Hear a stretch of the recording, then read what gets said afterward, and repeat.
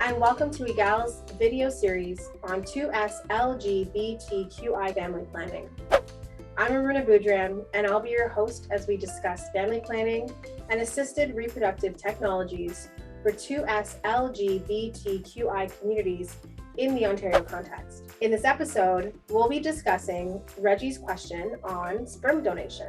Reggie writes, "My friend has asked me to donate my sperm.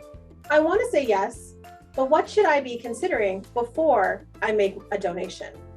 This is a big question, and there is a lot to consider when a friend asks you to be their sperm donor. You may be wondering if that will make you a parent, if you will have a financial obligation to the child. You may also be wondering what type of relationship, if any, you would want with a child, and how it might impact the relationship with your friend. Let's tackle these considerations one at a time. But first, I want to note that I will be talking about the issues within the context of Ontario law. Laws around assisted reproduction, such as sperm donation, do vary across Canada. So it's important that you always speak to a lawyer regarding the laws that apply in your province or your territory. Now, with that said, let's look at whether being a donor makes you by default a parent. In Ontario, a sperm donor is not considered a parent just because their sperm was used in conceiving a child. In fact, as of 2017, Ontario law explicitly states that as someone who donates sperm purely for assisted reproduction purposes is not a parent. One thing that is unique to sperm donation in Ontario is that a person is allowed to donate sperm via sexual intercourse. Some queer and trans would-be parents take advantage of this legal option to pursue other at-home methods in an effort to minimize cost and interaction with fertility clinics, and to avoid the mandatory 6-month quarantine for sperm donated by a known donor. In these cases, if a donor wishes to not be a parent but still donate at home, they must sign a sperm donation agreement prior to conception, indicating that the donor shall not be recognized as a parent. Do-it-yourself routes do, of course, have their own risks and considerations, especially for the person who will be carrying the child. But that's a topic for another video. Next, you may be wondering if you have to pay child support for any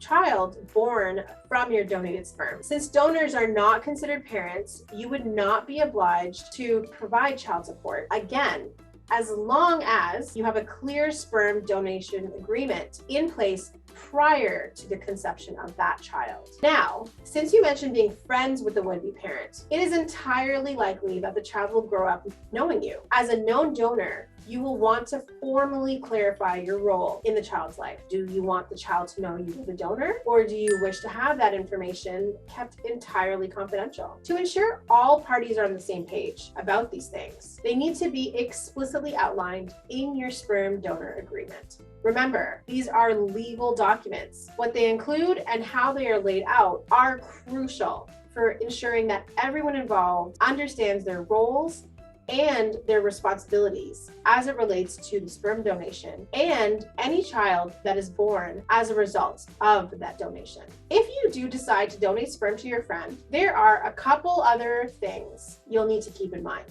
First, Ontario law requires that all sperm donors complete a fertility screening, and any donated sperm must be quarantined for 6 months to avoid inadvertently passing on a transmissible disease. So, you want to factor in time and those tests and follow-up appointments. Also, it is illegal to accept payment for your sperm, whether in cash or in the form of gifts. Donors can only be reimbursed for expenses incurred as a result of the donation, such as travel expenses or legal fees. A link to Health Canada's regulations outlining what a donor can and cannot be reimbursed for has been included in the description below.